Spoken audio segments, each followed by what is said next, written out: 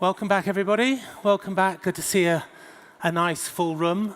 As we're a little bit later than we expected, but as Pierre just pointed out to me, even with Swiss watches, we still can't quite get here on time. But that's because of the weather, you see. You've ended up having such a beautiful, beautiful day. And I just hope all the people who are joining us from the campus in Marbella and other people watching online and joining in online have got as lovely a day as we have here in the mountains. Anyway, we're back inside, and we've got a really interesting panel for a discussion on entrepreneurship coming up now. So we're going to talk about how entrepreneurs are really breaking boundaries in this industry, creating very strong, sustainable, and profitable careers.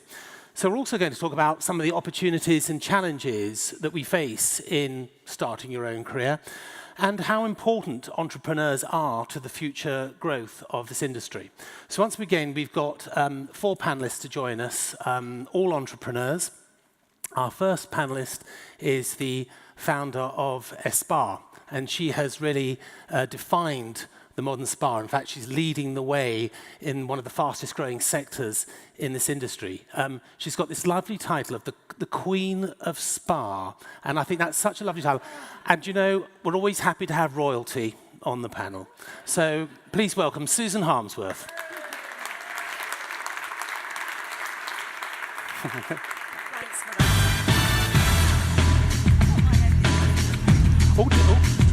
that.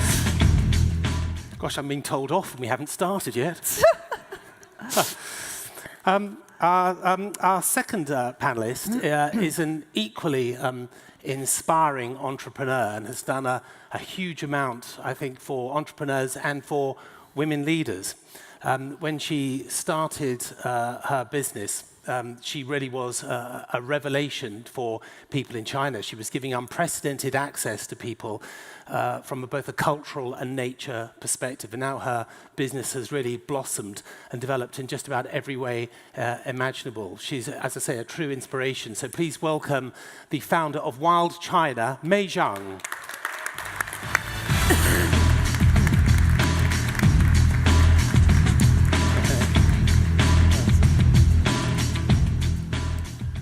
Now, our third panelist is with a hotel business called GRUPO Habita. Now, that'll be known to some and new to others, but I have to tell you, this is the most extraordinary success story, so we're really delighted to have him today. He has really, with his colleague, sort of redefined the small hotel business in this industry. He's the Chief Marketing Officer. He's also the co-owner. Please welcome Rafael Micha.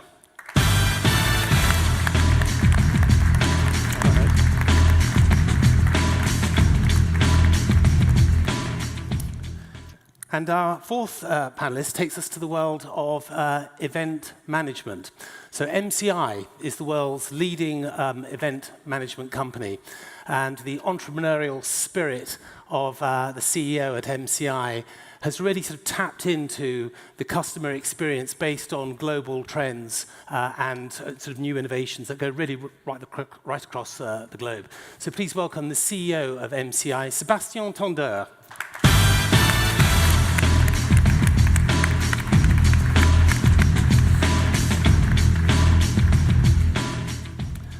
Welcome all. Now, let's just talk a little bit about these businesses we did before, if we may. It seems like a good place to start. Rafael, can I start with you? I described your business as an extraordinary business. How would you describe it? Well, it's been an amazing experience in the past 15 years because right now we've become leaders in the design and lifestyle hotel panorama, and it's come as a big surprise to me and to my business partners because none of us had the pleasure or the fortune to attend a hospitality school like Roches. My previous life was as a banker. My business partners were also in the finance sector, and it's been a sheer pleasure. It's an amazing industry with very high standards of service, of camaraderie, and of recognition. The state of the business, the state of the union is just fine, Fantastic. if I might say so. Yeah, no, it certainly is. Just tell us a little bit about how many hotels you have, because you're sort of Mexico-based, aren't you? But you have also elsewhere. We are a Mexico-based owned company, completely fully owned by 4 Mexican partners, the same that started the business 15 years ago. And we have 14 hotels all in all, 13 in Mexico City and 1 in New York, the Hotel Americano.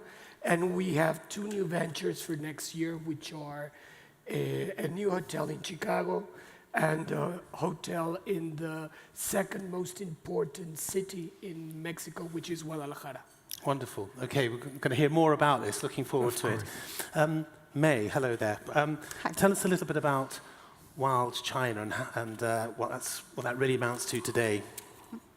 Well, the business is called Wild China, and the first question I get usually is, how wild is Wild China? And I hope that keeps you from falling asleep after lunch. So to answer that, I have to start with a story about the first trip we ran. So Wild China runs trips all over the world now. In the past, it started with China only. And the very first trip was I left McKinsey in Hong Kong and thinking about starting this business, adventure travel field maybe. And but I didn't know really where to start.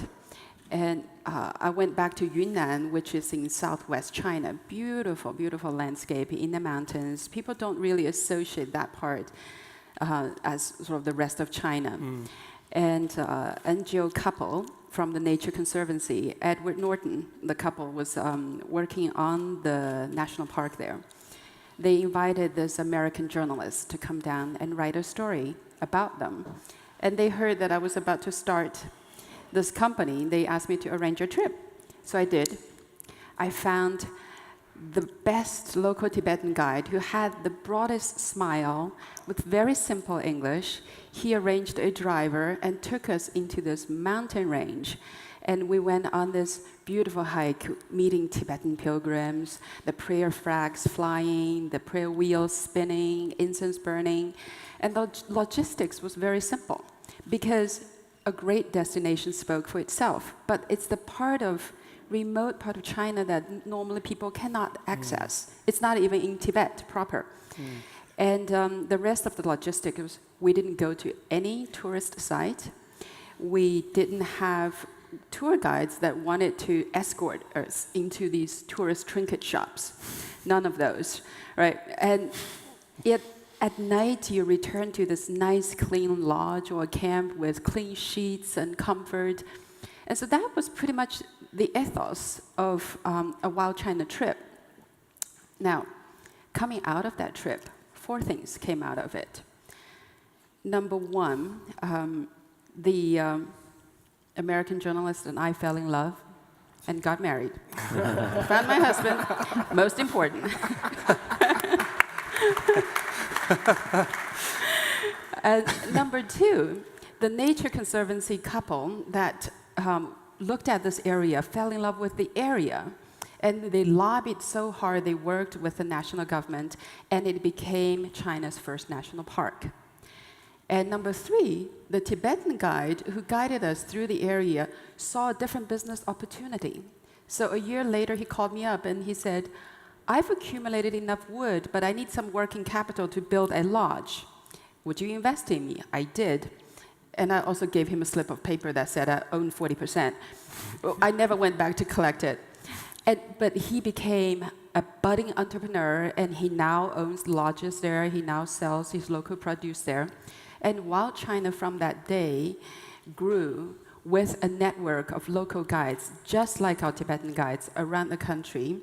And we grew from leisure business now into education travel. And we have a subsidiary that actually does corporate events based in Beijing. And finally now we're growing into the outbound area, catching the wave of taking wealthy Chinese traveling around the world. The bottom line is to say, Wild China is not really, to me, it's not about arranging your travel. It's about creating these life-changing moments, not just in my life, but in people that we touch in the business. Took a little time, but thank you. Oh, no, it was worth it. There's more to come. There's more to come. Sue, tell us about ESPA. This is an amazing success story, isn't it? What does the business look like today? Well, I've been in the industry 45 years, which is scary in itself, and it's my third business. So I suppose I was 48 when I started ESPA and nearly lost my shirt, and I suppose that's part of being an entrepreneur. Indeed. And in fact, just a few years ago, my son said, "I think we need your house again," and I said, "No, you're not having my house again." But in a nutshell, we believe we're the leaders in spa and wellness, because wellness is becoming more and more important. We have 500 spas, predominantly with 4.5 and 5-star hotels in 60 countries. We have a very flexible business model because we found since the economic crisis, and this is global in the hospitality industry, the spa industry, it's difficult to talk in Switzerland and Germany about the spa industry because obviously it's been here forever.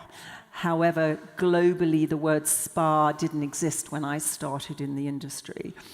And we've almost now, we're 23 years old and we've almost come full circle. So our business model is we still design, develop, pre-open, train, operate spas globally. And then we have another company, which is our product company. It's almost like two businesses.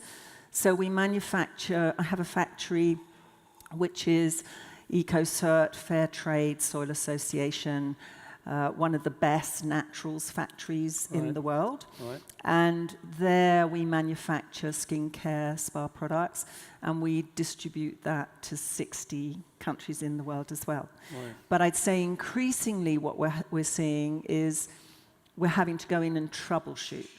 So many spas and wellness destinations were built without thinking through the process and are now commercially not viable. So it's a little bit like what we heard before from Roger, I guess. Yes, yeah, definitely. I mean, we've never kind of been of that ilk, in that one of my major criterias is that we really go in and brainstorm with an owner, with an investor, with an architect, with a very small group of people, what everybody's trying to achieve. And very much my life in hotels globally, I would say every region is different. Every region is at a slightly different understanding of what a spa or wellness is. Right. So if you're in Japan, because they have onsen and they also have a long tradition. If you talk about an international spa brand, they see it in a completely different way to here in Europe. Okay.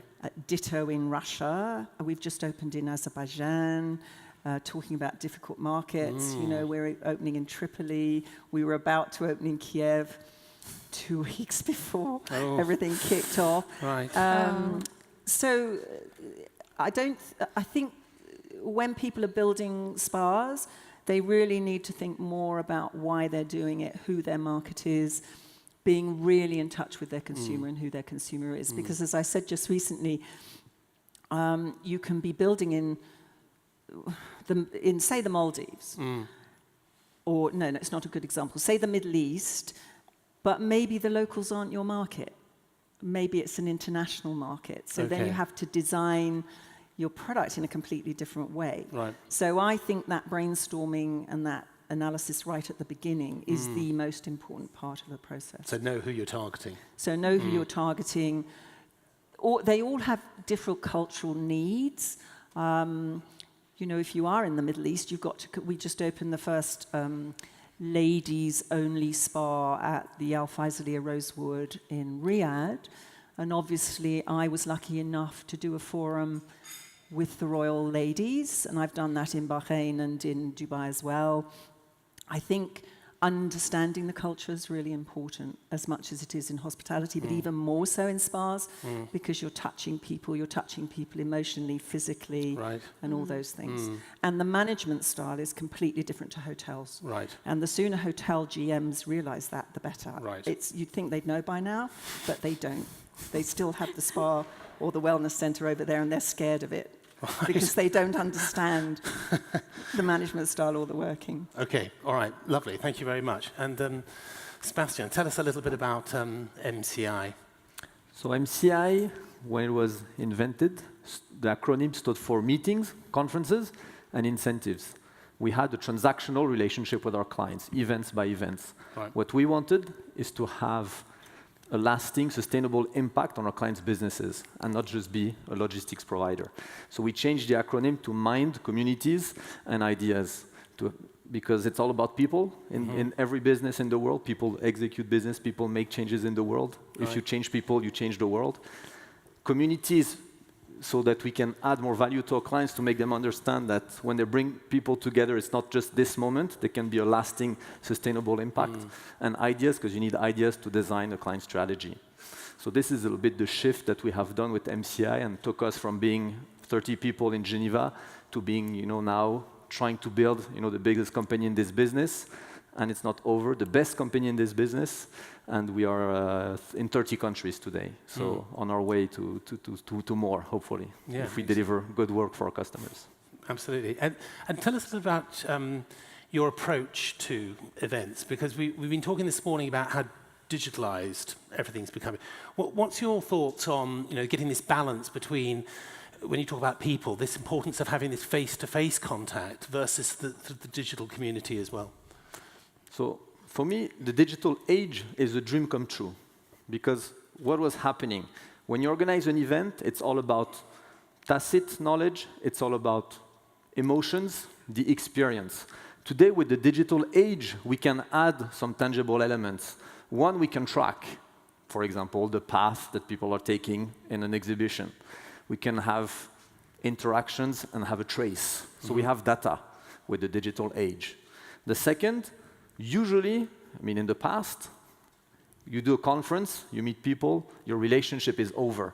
Now we have the ability to continue the experience year-round between the events, so we can have a sustainable strategy, because we can continue to interact one by one online. Yeah. And the third dream come true with the digital age is that we can increase the access.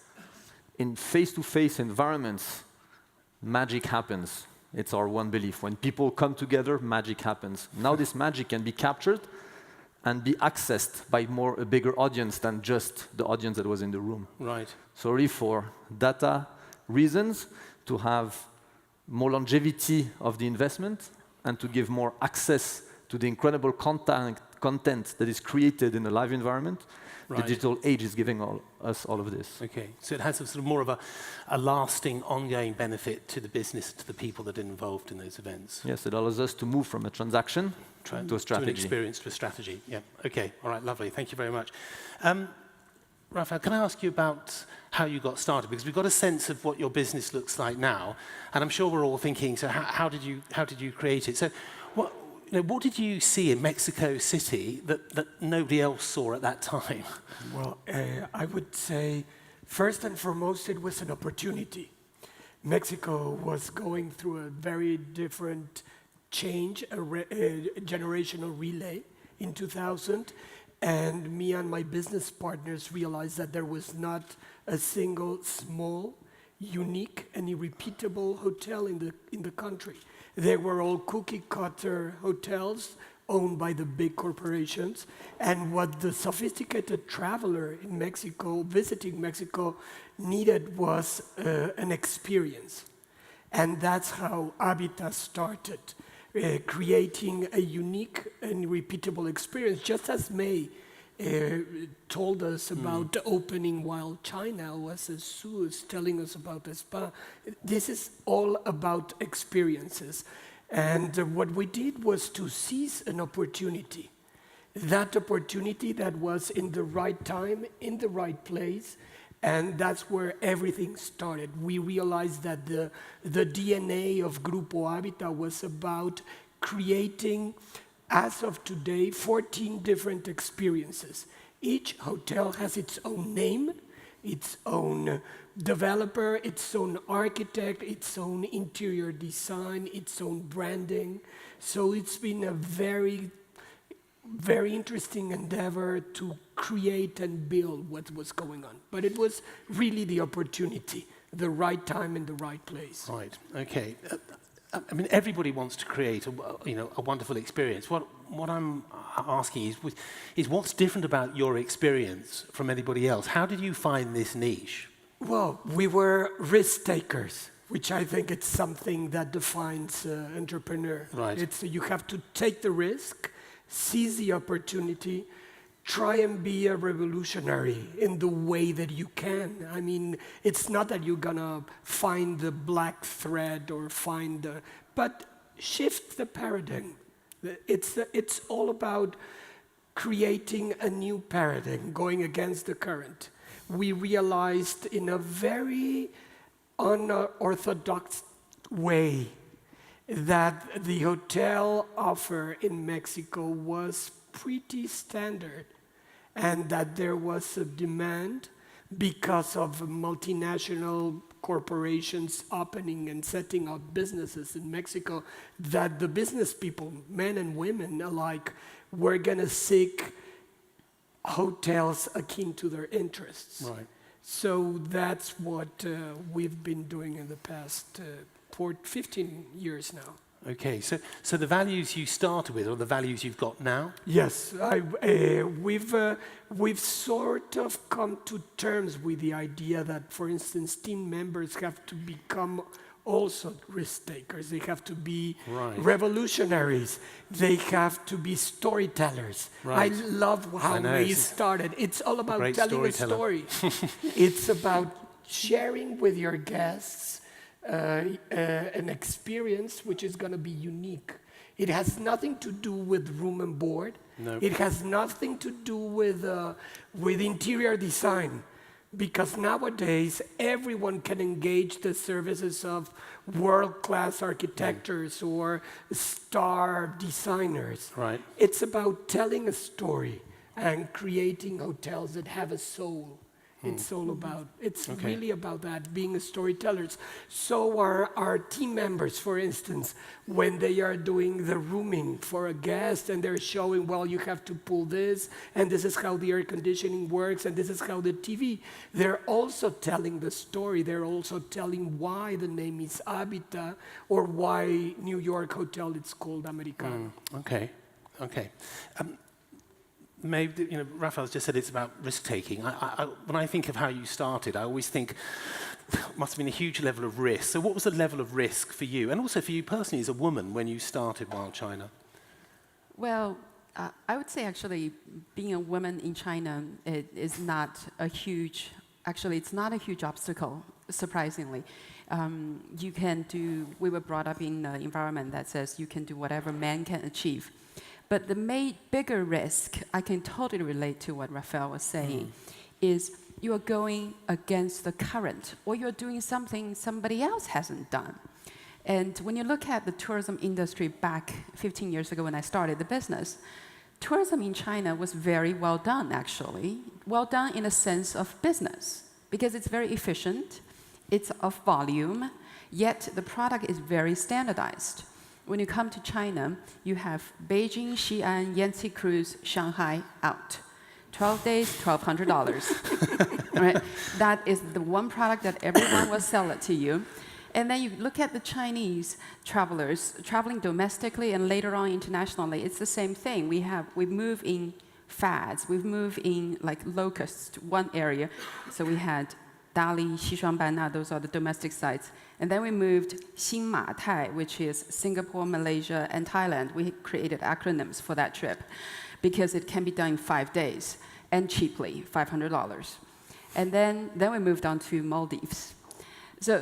But all these journeys were done in an efficient way that you have to be in large groups. 45 people going to a tourist shop, being locked inside that you have to buy. Why? Because the guides and the drivers are not paid until you buy something. The jade bracelet that you buy pays for their salary. When I came along, my partner and I, Albert, he's also ex-McKinsey, we were a bit nerdy in the sense that we decided, no, our clients don't want the cookie cutter experience. So the first person that determines the experience is the guide and the driver.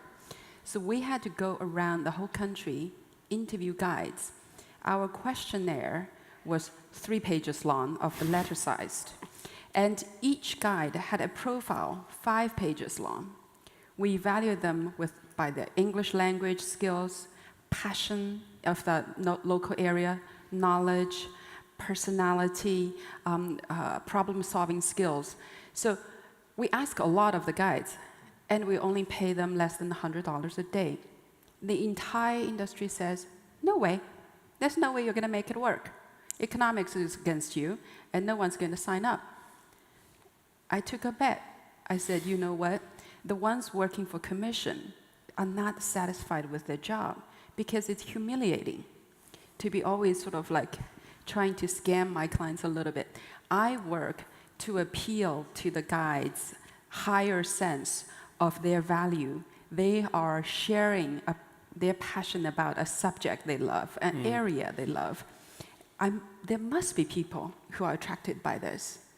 And it took us a few years to accumulate this roster of incredible guides from around the country against what everyone told me, you can't do it. It's about the vocation of the people. Yeah. They must have a real and an actual vocation. And that's how you start breaking boundaries, which I think it's very important. Yes. But see, when you started, were you thinking, because you were already in the trade, weren't you? You had been in hairdressing? I was features editor of Vogue in London. Right, okay. And my first husband got sent to New York. Now we're talking in the 70s. Right. And for my sins, I carried on working for Vogue in New York. And then I ended up in Toronto in 1968. Right. And Toronto was a village. And, you talk about entrepreneurs. I do believe your whole upbringing. I had an entrepreneurial grandmother. I had entrepreneurial parents, and bearing in mind I was born right at the end of the war, we were brought up in an era where you had to think for yourself, you had to think outside of the box. And when you talk about nurture nature, I think when you're brought up in an entrepreneurial environment, you think in a different way. Right. You're very accountable, you have a strong social conscience. You never think anybody's going to provide for you, you have to provide for the larger environment. But back to the question. So I ended up in Toronto in 1968. And interesting, so the spa world didn't exist. There was no such word. And there was a large Polish, Czech, Hungarian and Russian community there who'd escaped Europe. Right. And they were all brilliant therapists because they learned medically. Now, prior to me going to the States and Canada, I'd actually done the first hair care range for Vidal Sassoon in London.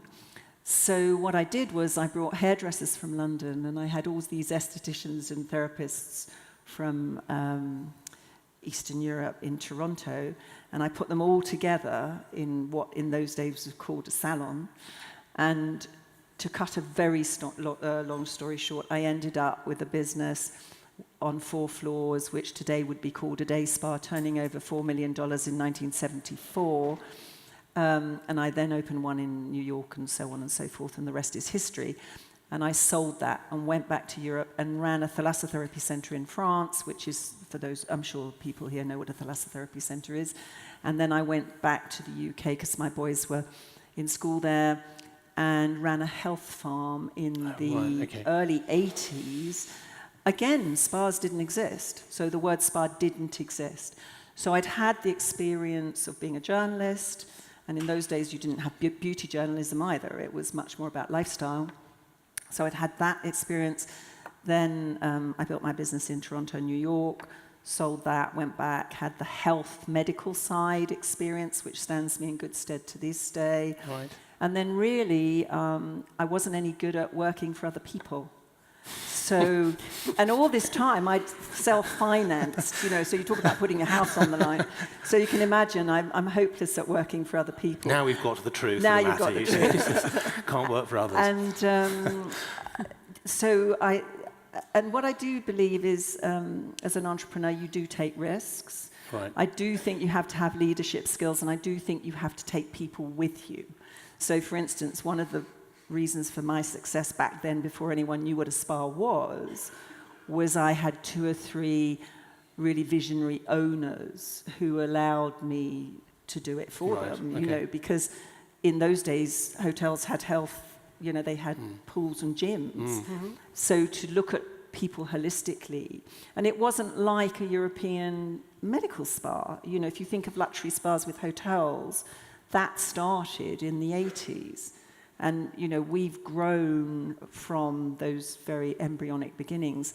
And I think one of the things about leadership is I employ 400 people directly to ESPA, so in Hong Kong, Dubai, America, and the UK, and then we employ probably indirectly with the hotels about 5,000 people. All my leaders have been with me for more than 15 years. Right. And both my sons, who are 47 and 48, one's managing director, one's brand director. Right. So I couldn't have done it without them. Okay. Just when you're talking about how this business began, you're talking about vocation.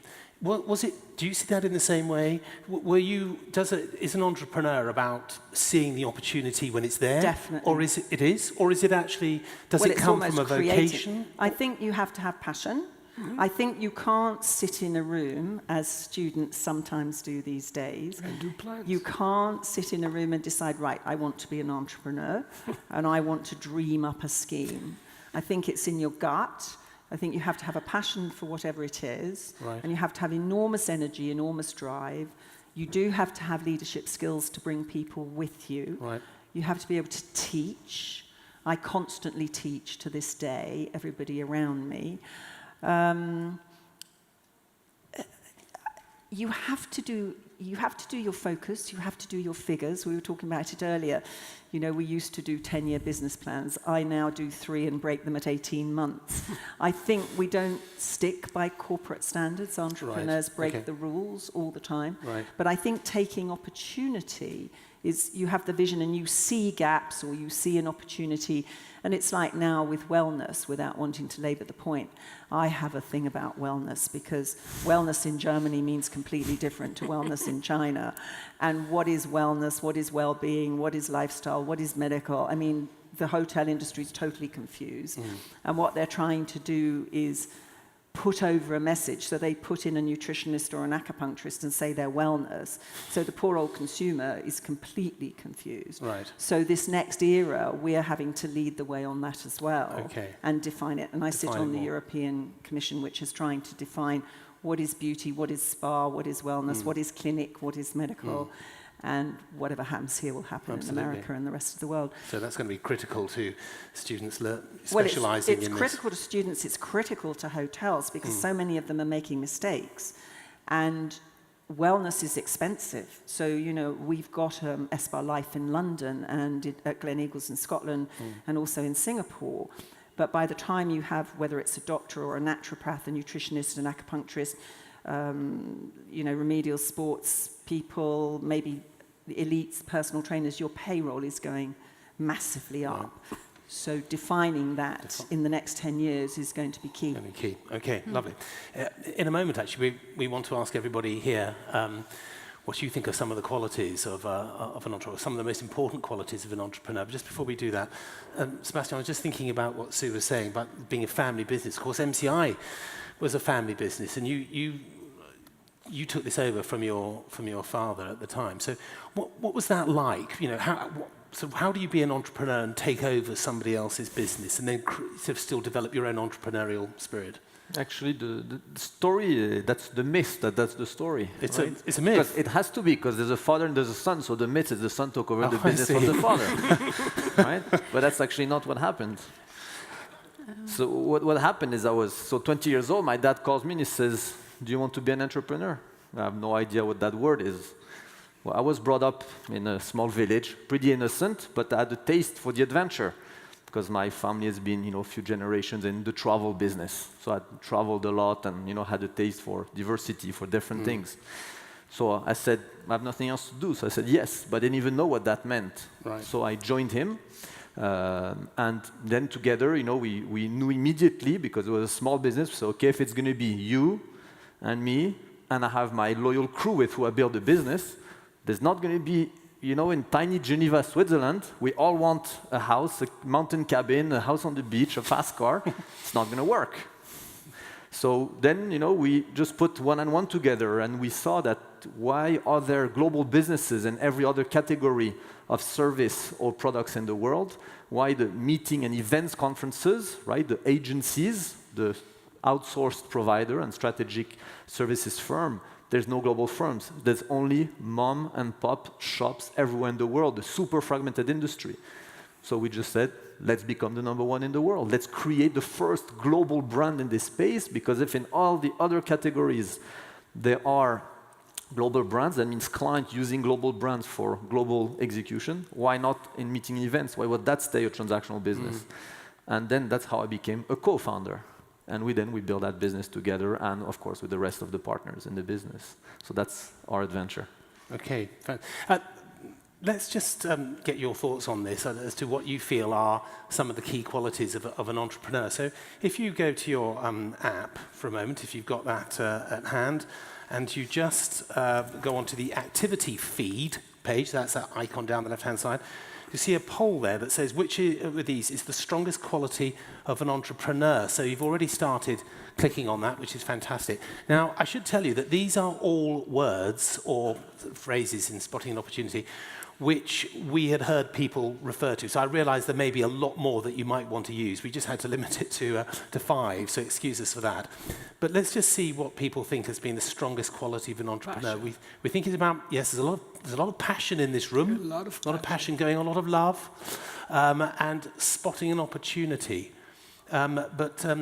Patience, nobody's gone for patience. No. None of us have got patience. None of you got any patience. No. Well, patience and persistence in some ways could be somewhat similar. You think might be similar? No, I think persistence. No. I actually think persistence, you know, you're like a dog with a bone. You're going to make it happen.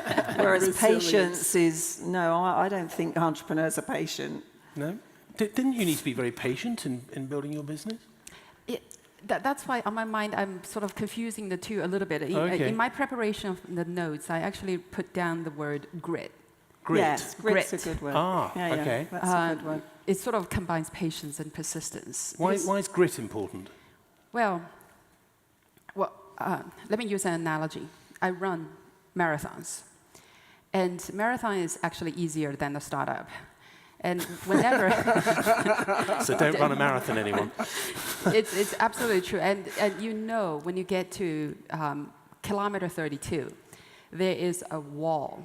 You hit the wall, and you know it's just pain.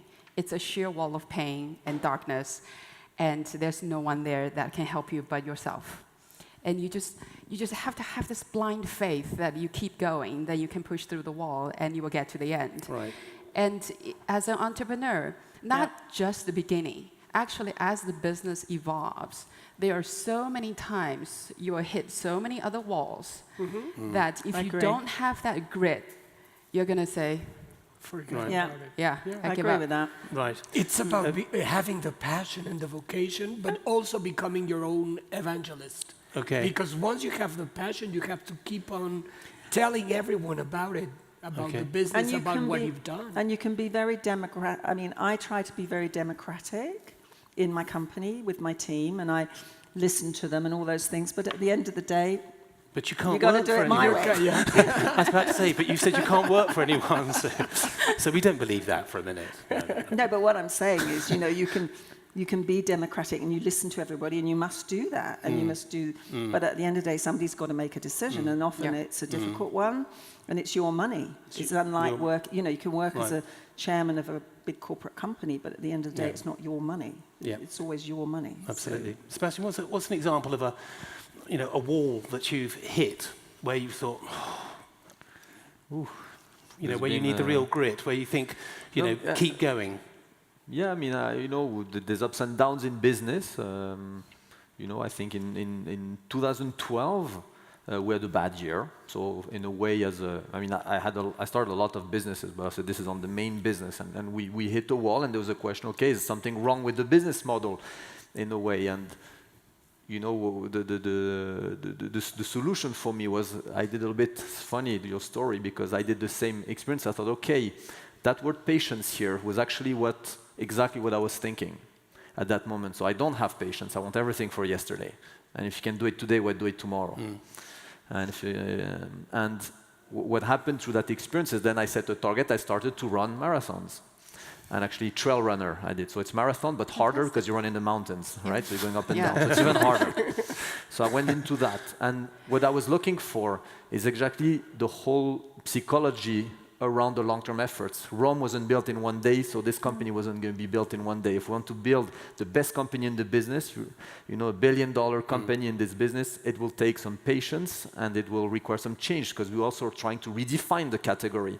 We're not just the next event agency.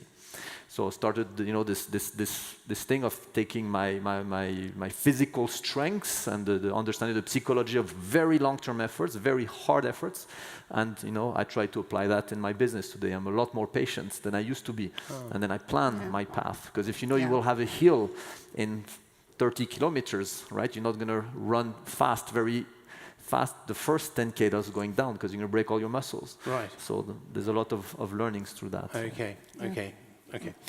Let's just have a look at this second question we've got. So I think some of you may have already done this, but there's a second question on that activity feed, which is saying, you know, which of these statements do you believe to be true? You're born an entrepreneur or you become an entrepreneur. Now, this is interesting because this is quite close. Look at this, 54, 46. Goodness gracious. So, well, you were surprised by that. Born or made, Sue?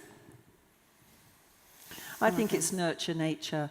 I think you're born, and if I look at the entrepreneurs I know around the world, they're often second or third generations, and they may go into different type of businesses, but they come from the entrepreneurial spirit. Right. And I think that's what it makes you think. You think in a completely different way. Your opportunities, and I mean, from a very young age, which was unusual in those days. My father's father died when he was very young. So he saw his mother struggle to bring him up during the war.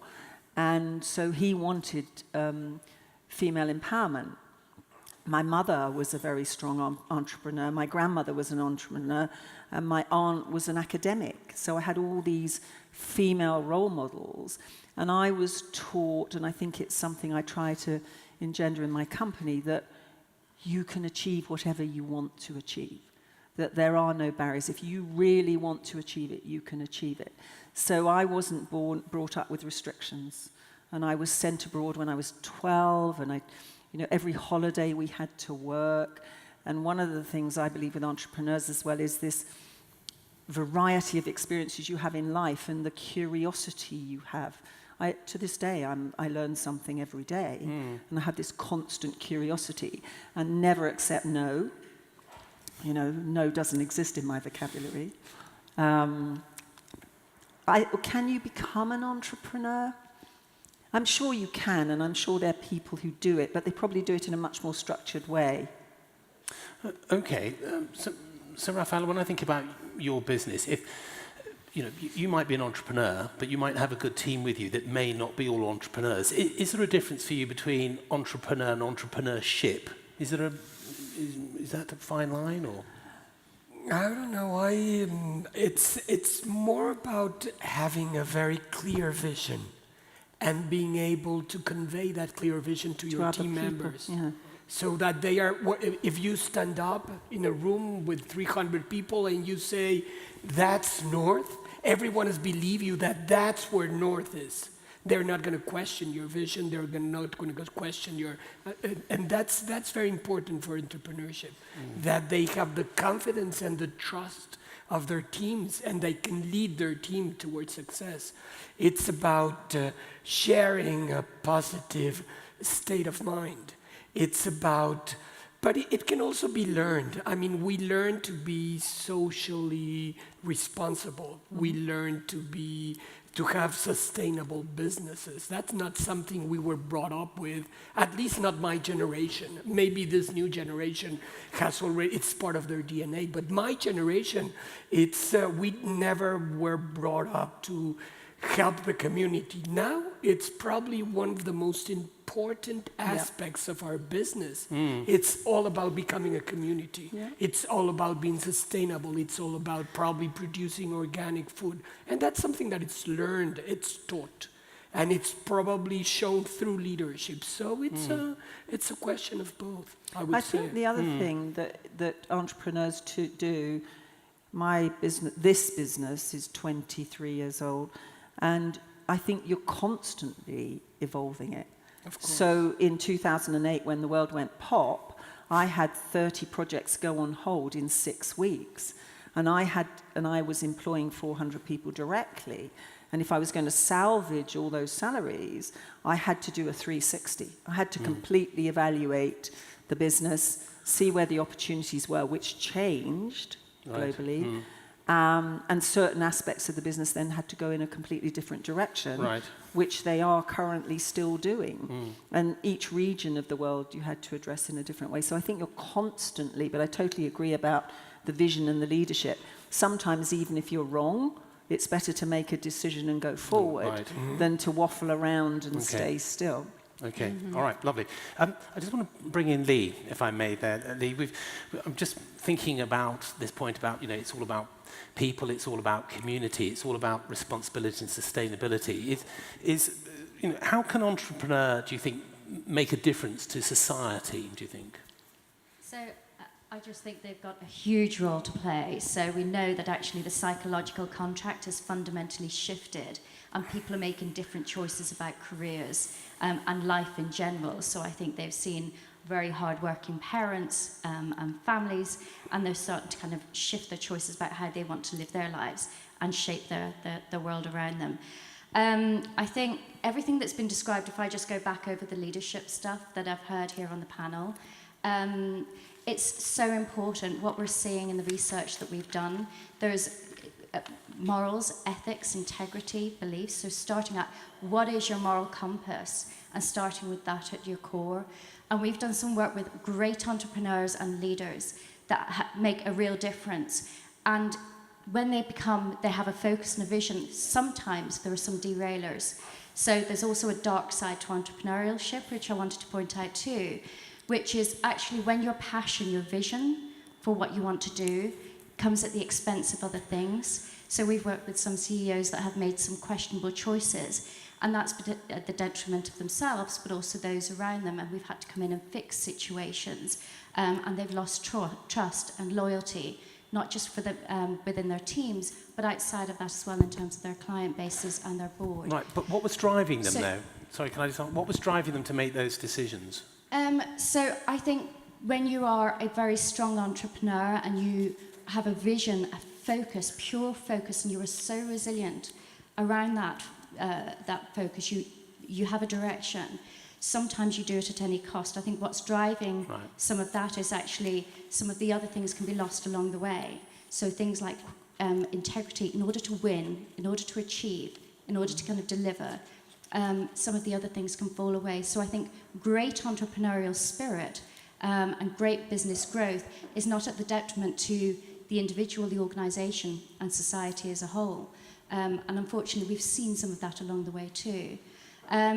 Passion, absolutely. Resilience, that ability to bounce back, because, and I know this from running my own business, there are times where I set up a business in the middle of a financial crisis and starting to build in that space. It's very tough, but knowing actually what you're doing is right and focusing and building that up and sticking with it is really important, but being flexible along the way. So I remember interviewing Isabelle Santoir for my book, who's a female mountain guide, and she takes leaders from around the world. Sorry, I should turn around as well. She takes leaders and families from around the world on these expeditions. And there's one particular guy who had travelled, been on an expedition with her on 3 occasions.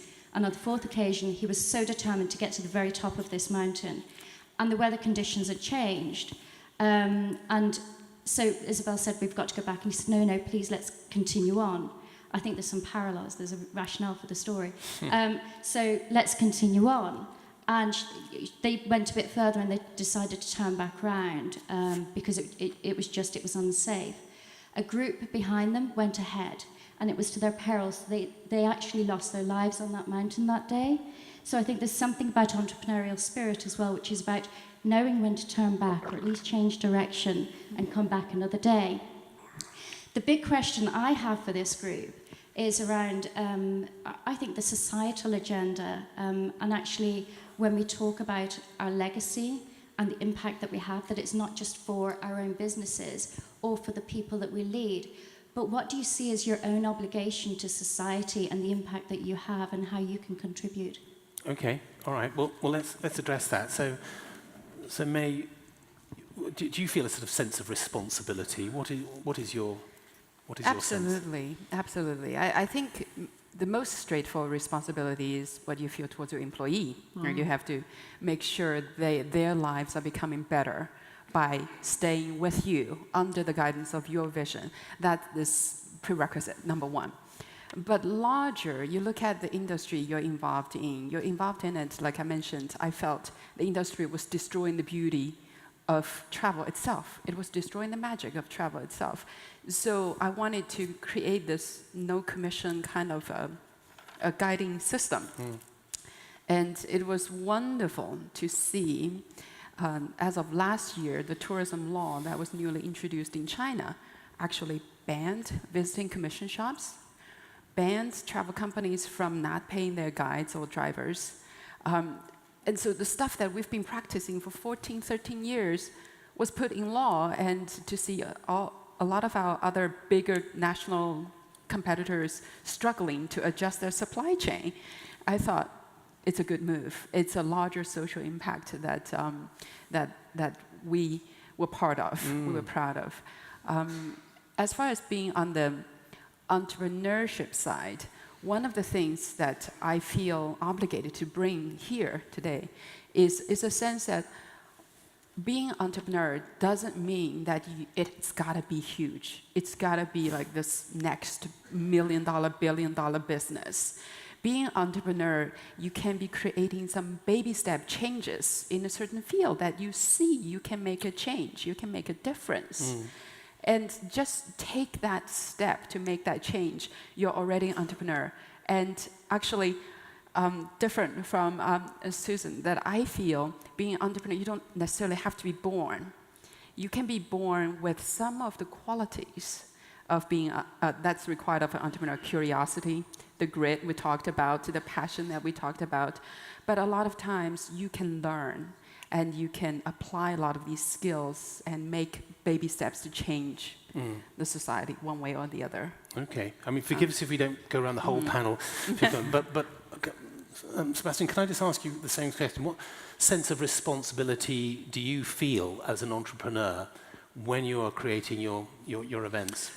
I mean, for now, I believe that this is just personal opinion, right? So it's only me, but I believe in a bit in there's a time for everything.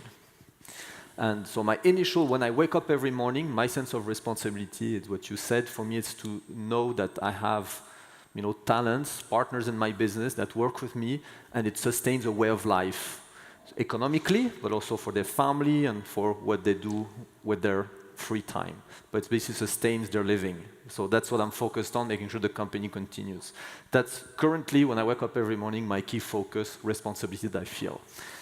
And I always thought that what is critical in my life, and one of my life's objective, is that I think I was inspired by a lot of people.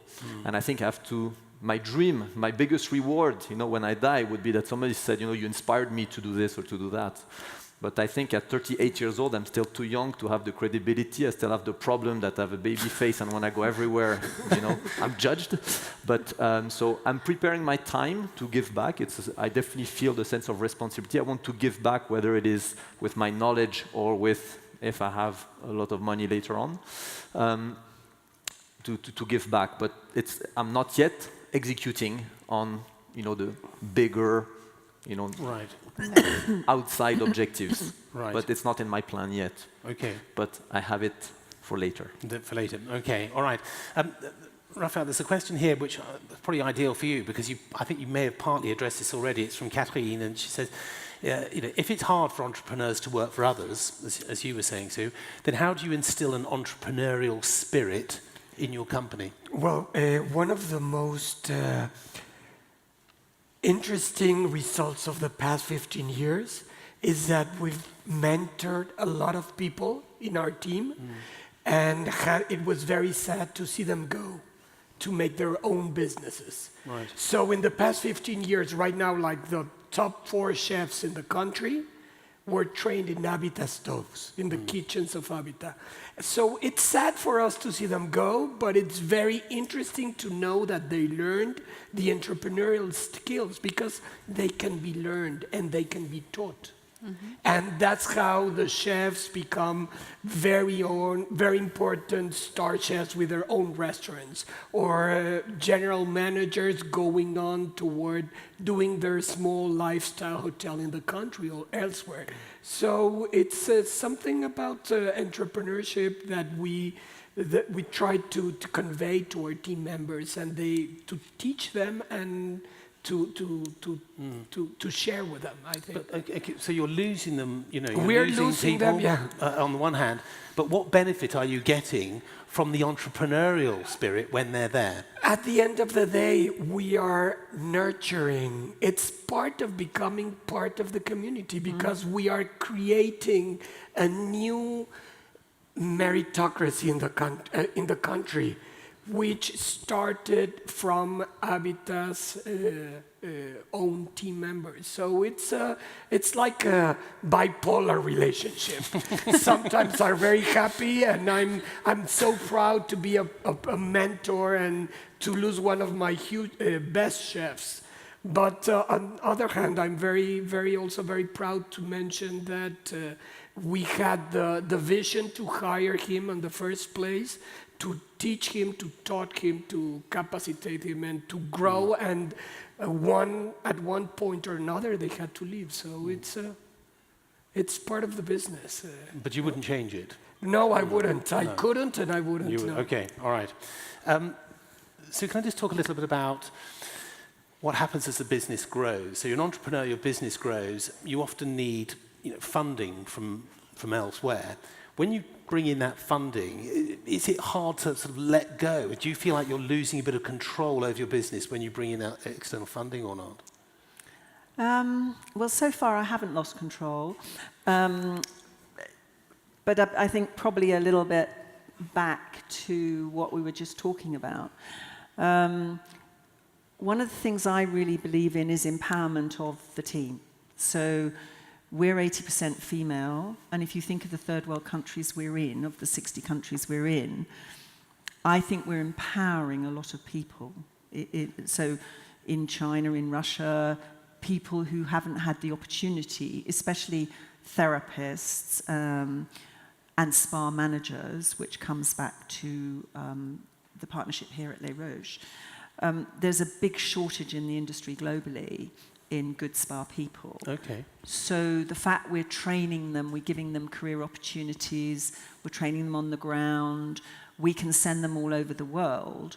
If I look at my senior leaders and I look at my middle leaders, they've all grown through the company. We very rarely take people from outside. And that's how we've grown the company, because those brand standards still filter through all the way down. Now, I took outside finance in 2008. Right. Lucky. April 2008. Yeah, very good timing, I would say. And the world collapsed at the end of the year. I took that money because I wanted to build my own factory. Right. And I wanted an office in Hong Kong and Dubai. The factory was because to manufacture 99% natural products in a sustainable way is hugely expensive and very difficult to do. Right. And the factory was a big... I had to learn how to manage investors. So yes, it was difficult, and I had to be more tolerant, and I had to do proper formalized board meetings, and all of that's been a good discipline for me. But as far as my team are concerned, I think the constant empowerment and the constant training and teaching. So, I started that off, my son started it off, and then the next tier down we're doing it. That's the only reason we've managed to get to the size that we have. and continue to do that. It's going to be hard for the whole industry going forward because there is a big shortage of skilled, especially in management. So we're looking forward to all these graduates coming through the SPA. Indeed, indeed. I can see sort of time running away with this. Again, it's such a good conversation. Mei, how important are entrepreneurs to the growth of this industry, would you say? Amazing. The future counts on entrepreneurs to better itself. I think that's for the human race, that's the entrepreneurs are the cells that will regenerate new initiatives in all kinds of ways. I'm in travel, in the trip business, in conference business. Like I mentioned earlier, just a tiny little bit.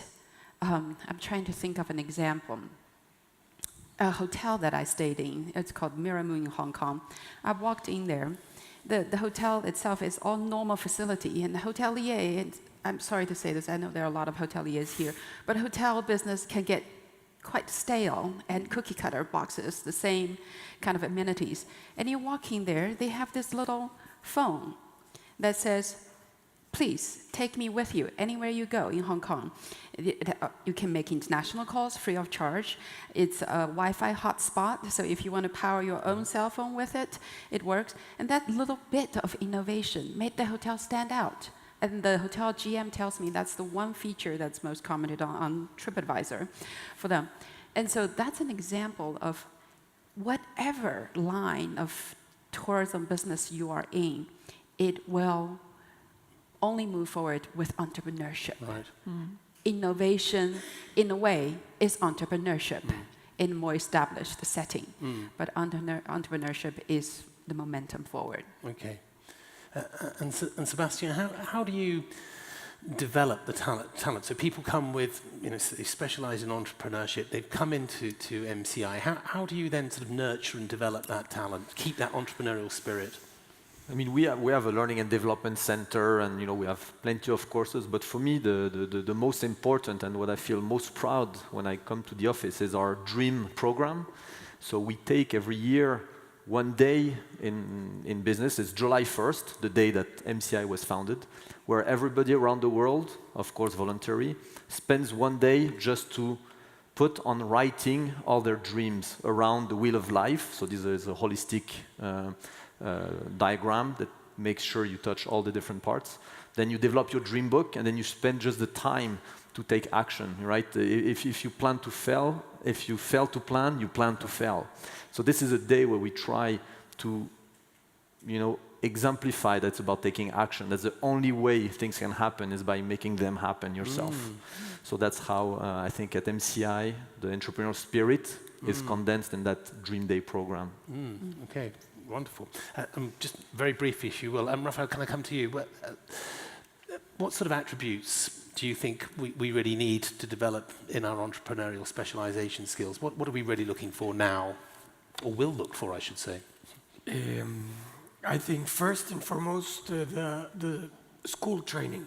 It's very important. You can taught, you can learn, and that's something that it's highly valued by entrepreneurs and by businesses.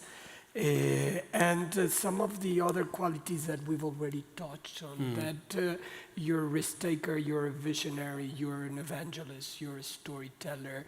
I think it's very important also to look at the niche. You have to be very clear about the segment you're going to be targeting, because as somebody mentioned before, you cannot be everything to everybody. Right. So for instance, Habita is really about looking for a very specific niche of clients.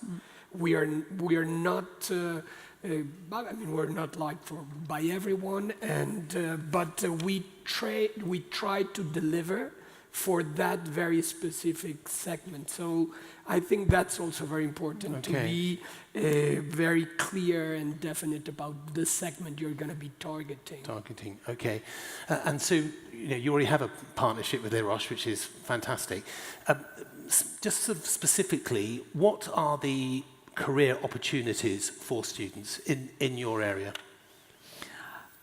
Well, the curriculum that they're following is really going to help them. But one of the things that I really believe with the students is that they need to get out of their comfort zone. I'll go on to what the career opportunities are. Some of them were asking me earlier. I think they have to get out of their comfort zone. They have to do the things that they find hardest. You know, they tend to stay within the areas they're comfortable. And I think the more you can get out of your comfort zone, challenge, travel, work in different environments in your vacations and things like that, do the hardest thing every day first. I always say that to everyone.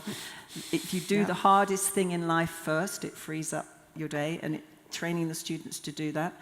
Learning to listen and understand how the right-left brain works, so how you communicate with right brain people and left brain people. If you can do that from a very young age, you'll learn how to deal with the financial controller versus the creative person and all of those things. In our industry, it's all about empathy, it's all about people. Even though technology obviously is very important, we can't get away from that because we're touching people in every single way, every single day. Okay. So for them, it's quite difficult because they've got to get in the middle, and they've got to, they can't get in at the top. A lot of them think they can get in at the top. You've got to do it. You've got to get in there and do it. But the career opportunities are enormous because we have a real dearth of people with management skills who understand finance, marketing, and all those things, more so than the hotel industry. Because a spa director, and I've got spas that are turning over $10, $15 million, so that's a big job. That spa director's got to manage a huge team. They're expected to know the marketing. They're expected to understand KPIs and budgeting. That's a big order. But they've got to get in and go up the ladder. Absolutely. Okay, there we must leave it. Gosh, what a fascinating discussion. I think we've definitely demonstrated some of the skills, but also the need for entrepreneurs to really grow this industry. So can we first of all just say a big thank you to Rafael, to Sue, to Mei, and to Sébastien.